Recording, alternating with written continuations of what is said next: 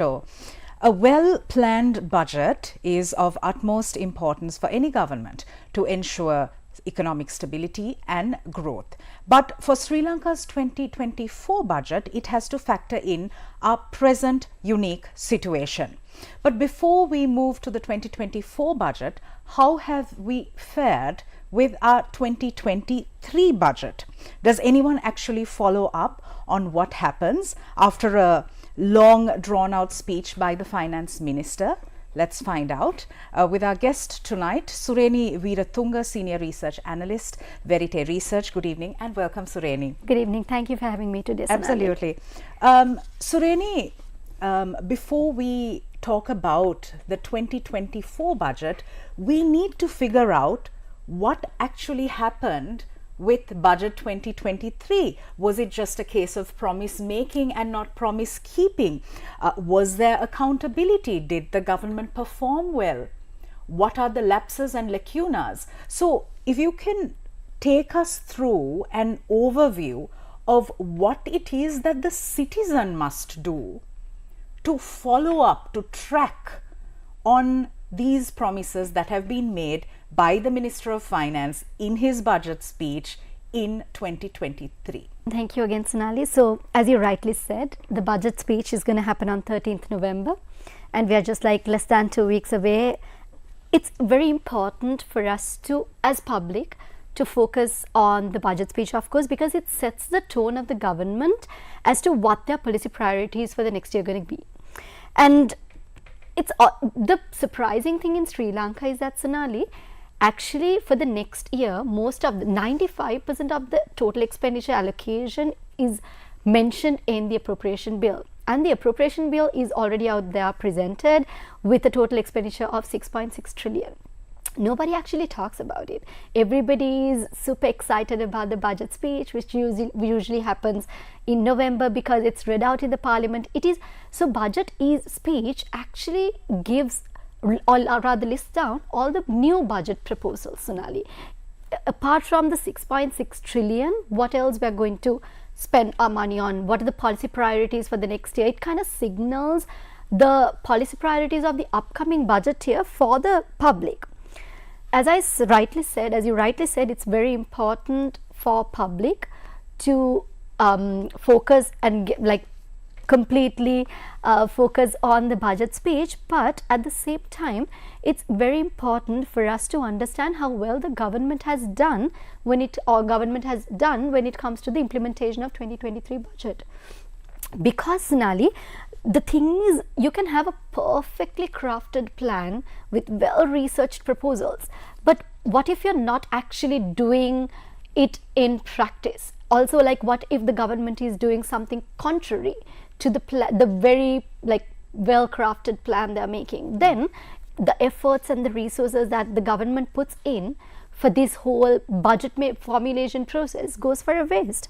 And also, it's very important, public also, to follow through this, to understand whether the government actually did things or whether the government has actually done things differently, because we saw since 2022, we saw people were questioning and asking for accountability and transparency from the government. So it's very important that this budget and also the previous budget ensures that this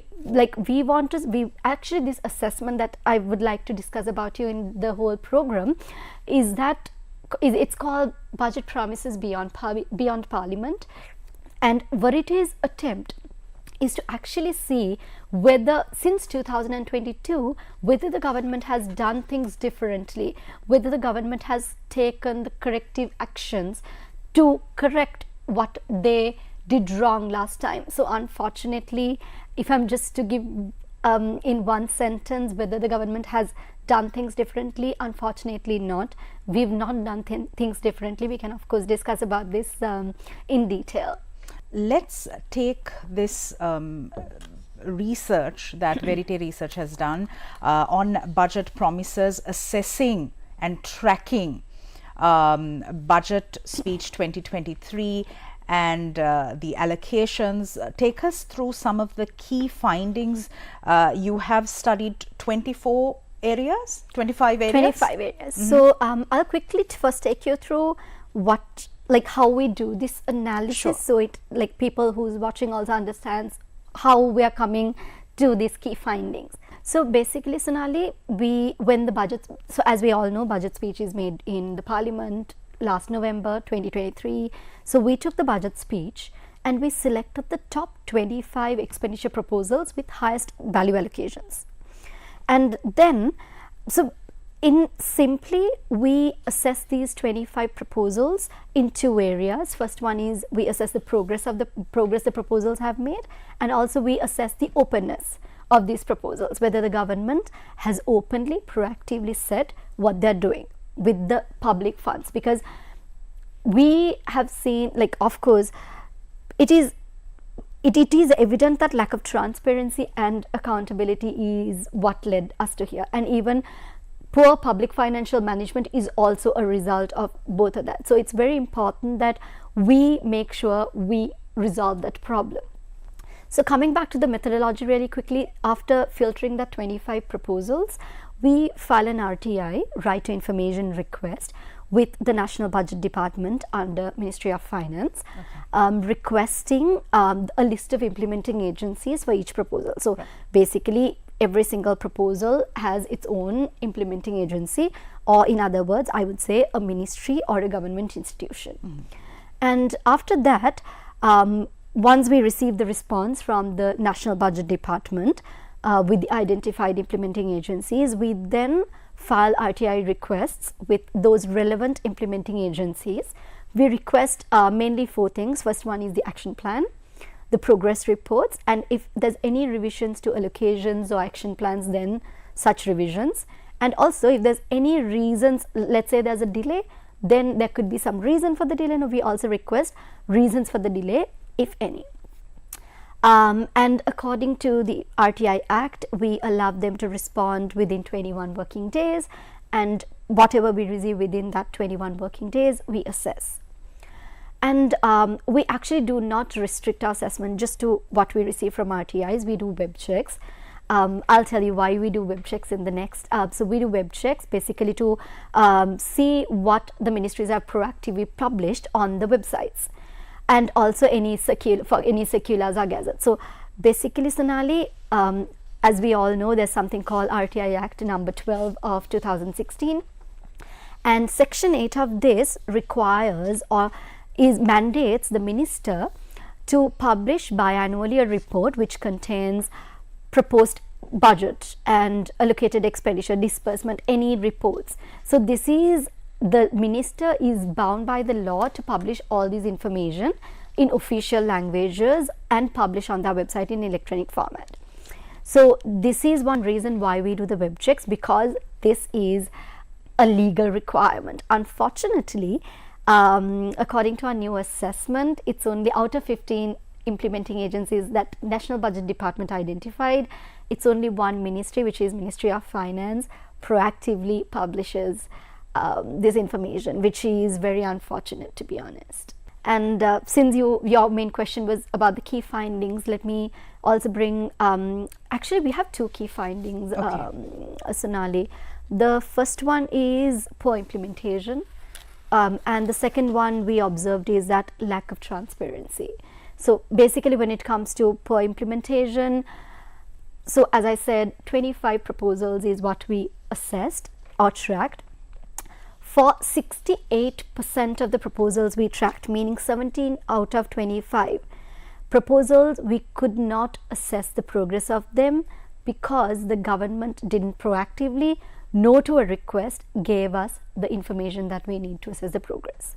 So basically, this 68% of proposals actually has an allocation of 97%. So 97% of money goes to this 68%. Basically, we do not know what happened to 97% of what we assessed, and that is a very serious matter which has serious consequences, of course. The second problem is, of course, the lack of transparency. When it comes to lack of transparency, the problem is there can be instances, of course, where you cannot perform what you agreed to perform, but yet there should be some level of transparency, and like the minister or the ministry should come forward and say these are the reasons why we couldn't achieve these things. So as we rightly know that since 2022 people were protesting, questioning the government, demanding for this. People asked for questions. People basically ask what you're doing with our tax money, like basically. And even after that question being asked and demanded by the government, naturally we expect the government to take corrective actions and change their behavior.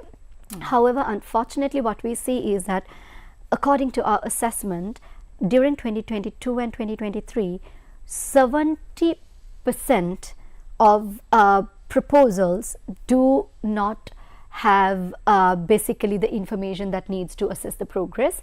This was actually before 2021. During the 2017 and 2021 period, this was only 45%. Okay. And this has actually increased. Lack of transparency or poor openness has actually increased almost by 25%, despite the demand made by the people requesting transparency. And just to bring you one example with that, I'll stop my key findings for the key findings. So actually there was a proposal which was under Ministry of Fisheries.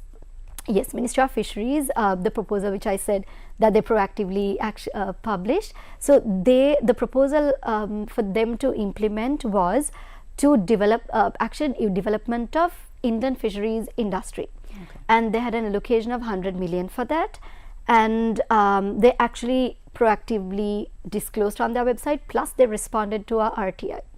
And in response to that RTI, they mentioned that this program proposal has been strategized, tenders have been called. However, right now we cannot move forward due to financial constraints. And they actually said what was the financial constraint.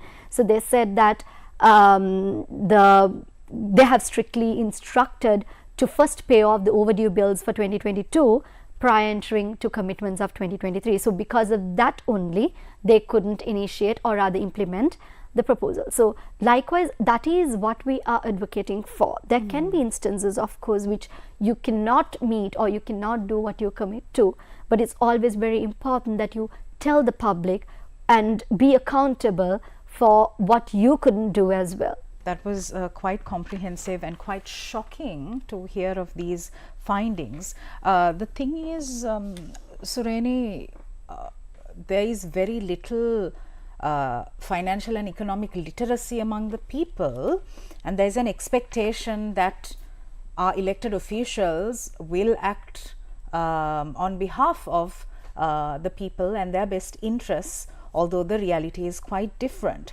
So in terms of holding to account these line ministries, these implementing agencies, what kind of action can be taken? So basically, as you rightly said, the literacy, the financial literacy among people is very low. But what is surprising is that, Sonali, this financial literacy has increased over time. I mean, before 2022, people might, I didn't see such an interest among people to know what the government is doing with their taxpayers' money. But after one point, I saw people proactively reach out to government officials, formally and informally, requesting, demanding that accountability. And also right now, the Right to Information Act also is like heavily used. Like we are actually working with CSOs in certain instances, with media with certain instances, and what we've realized is that people are now more aware of what is happening with public finance and what is happening with the government than they were before. And what the Budget Promises Beyond Parliament platform, the dashboard, is actually also a tool that we have worked on for people, because we wanted people, public, to be aware of the things that are happening, and also we wanted to give them content so that they can understand and question their officials, the people who they elect. And basically this public financial platform, the budget promises platform was there since 2017, and we do this assessment twice a year, and we actually take this to public so that public has the ability and has the knowledge to question them. So a few years ago there was no tool that public could use to educate themselves. Even on the IMF program, we didn't know until we until we go to the IMF for the 17th time that we failed 9 times. Public didn't know. This should have been actually common knowledge, but it was not. And that is also the one intention that we worked on this IMF tracker, and now the public also has a way to know what the government is doing when it comes to the IMF program as well. So now there are tools to make the government officials accountable, but it's very important for public is also to question. And when it comes to public officials, I mean, we do have enough regulations, enough acts, and enough and more bodies. We do not need any more bodies or regulations, to be honest. Sure. To hold officials, governments accountable.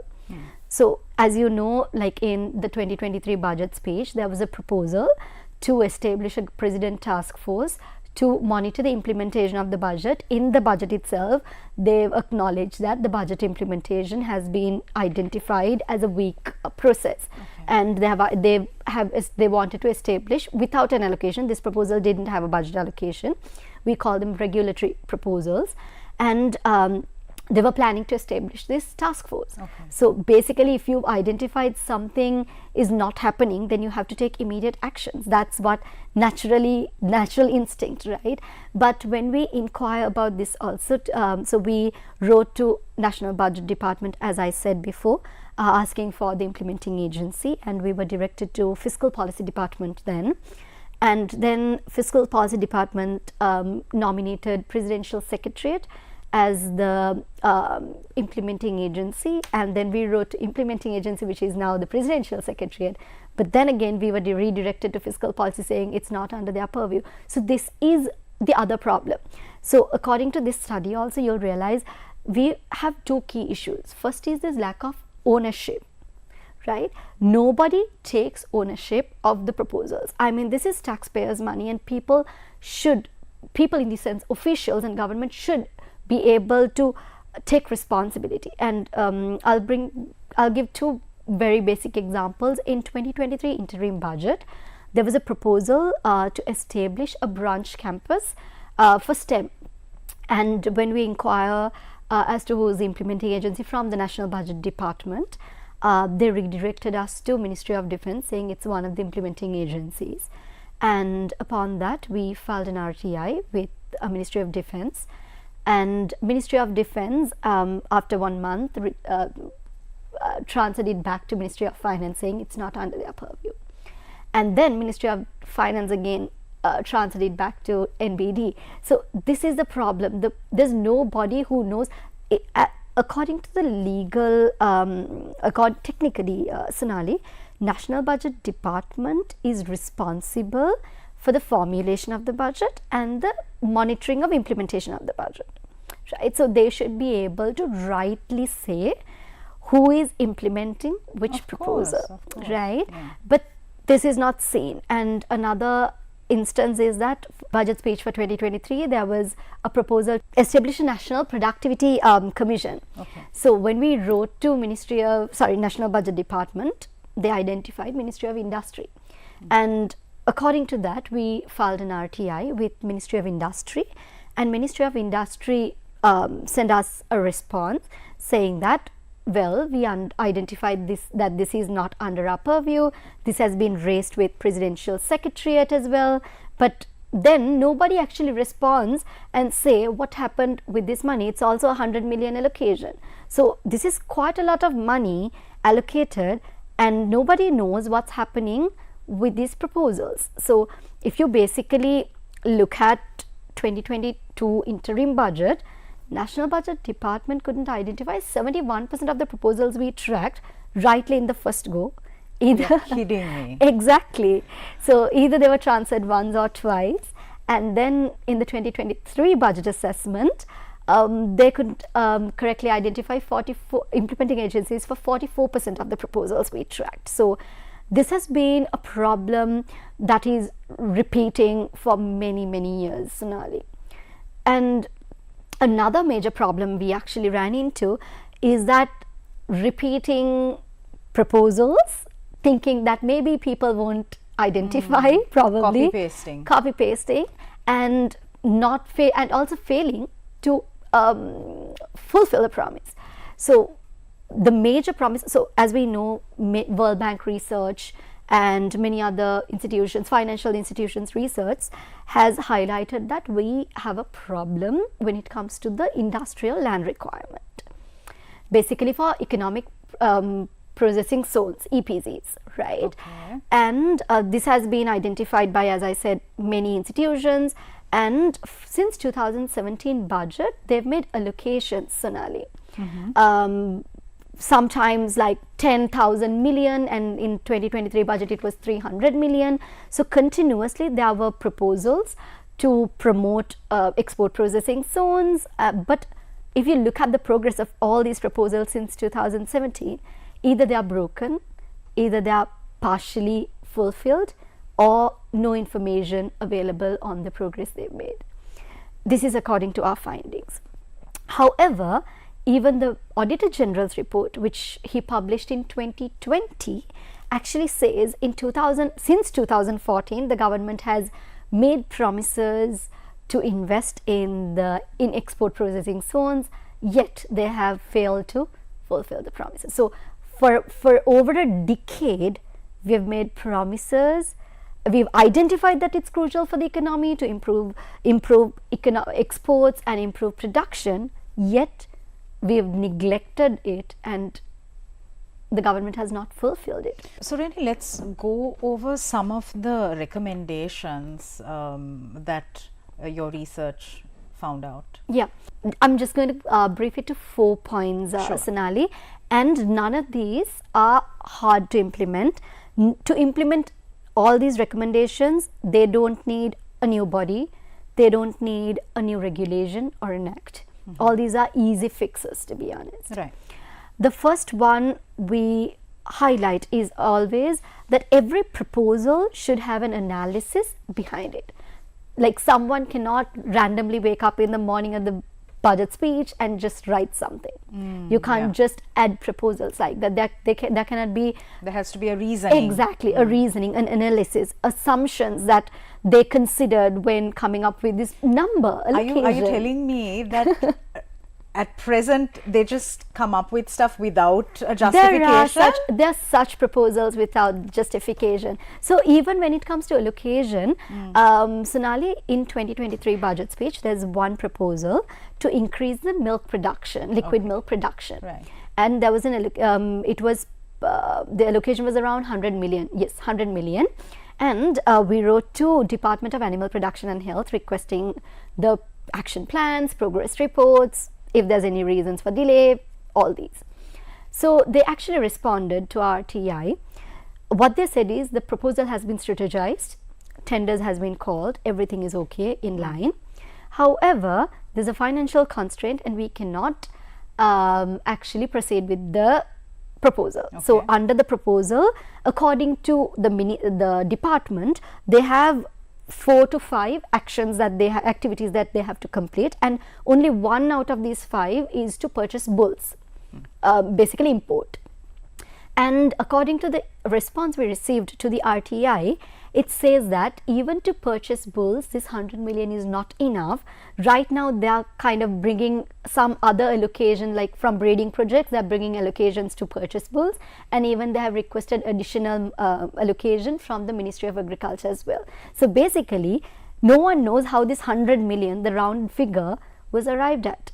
I mean, if they want more money, it's okay, things like that, there's inflation, exchange rates change, so things can happen, but the allocation change was more than 50%. The revision to allocation was more than 50%. So if you do have assumptions, analysis behind each proposal, such things can't happen. And also, like, we don't ask for like pages and pages. Each proposal should have like at least 1 page of justification for public. Sonali. And also another thing is, another proposal in the same budget speech was to establish a medical faculty in Uvavelasa University, and it had an allocation of 200 million. Like, in simply, they on 1 page they can just say, this is what we are planning to do with this 200 million allocation. I don't know whether 200 million is sufficient to set up a whole medical faculty or not. I don't know. But some documents should provide what they're planning to do with 200 million. Because the thing is, there was no, like, we didn't receive any information on this proposal. Right. And we actually from web checks found certain things, and this actually said that this, whatever the allocated money is going to be used for land acquisition and some other stuff. Right. So was it meant to be that way, or was it meant to be different? Okay. Like, that is what we do not know. Yeah. What are the other yes, sorry, recommendations? coming back to really quickly. So second one is timely and consistently publish reports on the ministry websites. This is a mandatory right? thing. Yeah. According to the RTI Act, they should do it. And another thing is that there's oversight bodies. We already do have parliamentary committees. We do already have National Budget Department, and we have National Audit Office. So basically what we want to emphasize is the formal oversight of the budget implementation of both executive and legislature. This is really crucial. And also correctly identifying the agencies. This, I don't see an excuse for this incorrect identification of implementing agencies, because if someone is responsible for formulation and monitoring implementation especially, then they should know who's doing what and where, like, who's receiving the money from the treasury, right? So these are very basic key recommendations that we are suggesting. We've been bringing these recommendations, I think at least 2 or 3 continuously, and as public, of course, everybody expects a change in action, correction of action. If we want to move from here, we do have to, the government has to take that corrective action, Sonali. If not, we're going to end up in this, we are basically, we'll be setting up path to another failure if we do not, if the government does not correct the actions right now. Absolutely. I think citizens need to be proactive as well and Definitely. exercise their constitutionally enshrined right under the RTI, for example. And because people now know better, they will keep an eye out. Definitely. And we invite everybody who has literacy in finance and not, any of you can go on the Budget Promises website, and this is in all 3 languages. Okay. So let's tell our viewers the website. Yes. So if you go on the publicfinance.lk, under that there's a dashboard, Budget Promises Beyond Parliament, and from there you can observe any mid or end year assessment since 2017, and the latest is actually the 2023 mid-year assessment results. Okay, great. Sureni Weerathunga, thank you very much for your time. Thank you very much, Sonali. Thank you for watching us.